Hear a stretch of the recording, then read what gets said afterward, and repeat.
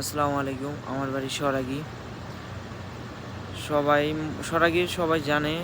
কামুন্না, কাজবেরি, হাসরা মোটামুটি সবাই চিনে আমারে মোটামুটি। ঠিক সরাগী আমার ভাই নিকুজ, আমার ভাইরে হত্যা করা হয়েছে। ঠিক দোকান থেকে 10টার দিক দিয়ে বসে নিয়ে যাইতে হয়েছিল আমাদের বাড়ির দিকে। রাস্তার পাশেই ওখানে চতুর্দিক দিয়ে বাড়িঘর আছে। হাসরা, সরাগী, কামুন্না সবাই তো দেখছে। ওখানে ঠিক বারগ্রামের লোক আইসে আমার ভাইয়েরে মারে নাই, মারছে আমার এলাকার লোকই মারছে। যে মারছে আমার ভাইরে গুম কইরাও ফেলাইছে। আমি এই তৈরি বড় হয়েছি, আমার বয়স 23 বছর চলতেছে। আজও পর্যন্ত আমি দেখি নেই এরকম দুর্ঘটনা আমাদের এলাকায় হয়েছে।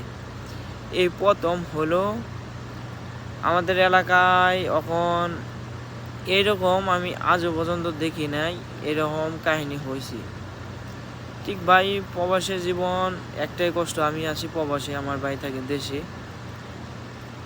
ঠিক আমার ভাইরে যে নির্মমভাবে হত্যা করছে তো আমার গুমও কইরা হলাইছে। আমার ভাইয়ের সাথে একমাত্র চলাফেরা নাজি, ফারুক, চানমিয়া, উজ্জ্বল, ফিরুজ, নিজে ওদের সাথে রাত 3টা, 2টা, 4টা পর্যন্ত থাকি। ঠিক আছে। আবার ওই দিনই নাজি ওরা মেশিন স্টার্ট দিছিল। নাজি কয় টাঙ্গাইল গেছিলাম, ফিরোজ গেছিল। 3টার দিক দিয়ে ওরা ওখানেই আসছিল যেখানে আমার ভাইরে হত্যা করা হয়েছে।